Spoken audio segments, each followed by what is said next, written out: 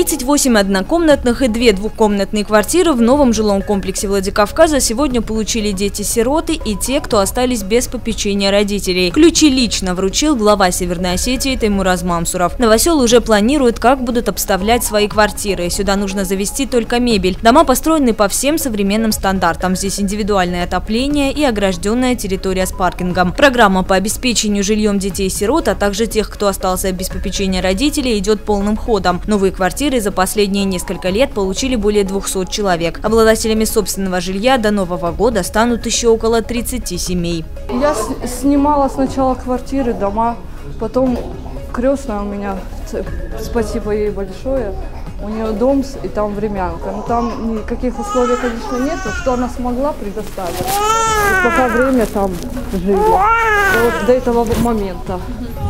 Вот теперь будем здесь обустраиваться.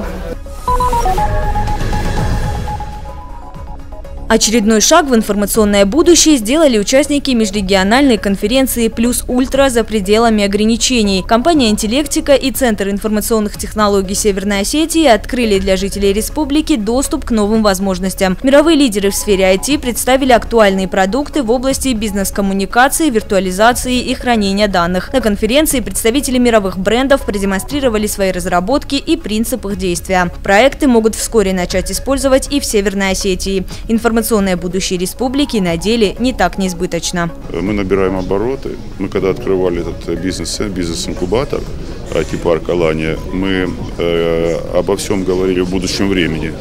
А сейчас это уже то, что настоящее. И события проходят с такой частотой здесь. И образовательного плана такого, познавательного, практического, семинары, форумы, причем для разных категорий, разных возрастных групп.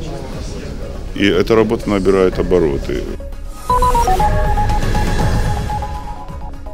Ансамбль «Дети-гор» отметил 20-летие. Праздничный концерт прошел на сцене Осетинского театра. Главным подарком и сбывшейся мечтой для каждого стало открытие новой школы танца. «Дети-гор» обрели настоящий дом. Параллельно поздравили и художественного руководителя коллектива Станислава Кадзаева. Ему исполнилось 50. Выпускники ансамбля решили поздравить своего педагога. Они тоже выступили в этот вечер. У ансамбля богатая история. Он объездил не только Россию, но и всю Европу. Италия, Франция, Германия, Польша. Уже не одно поколение танцоров воспитал Станислав Кадзаев. Все они не только профессионалы, но и духовно богатые люди. Наконец-то, как говорится, свершилось то, к чему мы так долго шли.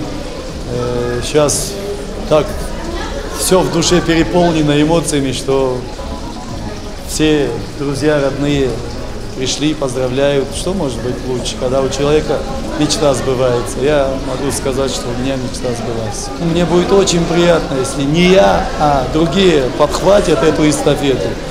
Чем больше будет в республике, вообще на Кавказе таких заведений, я думаю, тем больше люди будут заниматься своим национальным искусством. В столице Северной Осетии стартовал учебно-реабилитационный сбор женской команды Белоруссии по вольной борьбе. Спортсменки готовятся к первым стартам олимпийского цикла. Тренировка в обычном режиме. Спортсменки проходят функциональную подготовку, силовую и общефизическую. После этого идет этап восстановления. Помимо спортивной программы, самые сильные и красивые девушки Белоруссии изучают осетинскую культуру. Но все же главная цель для каждой юной спортсменки – набраться как можно больше спортивного опыта.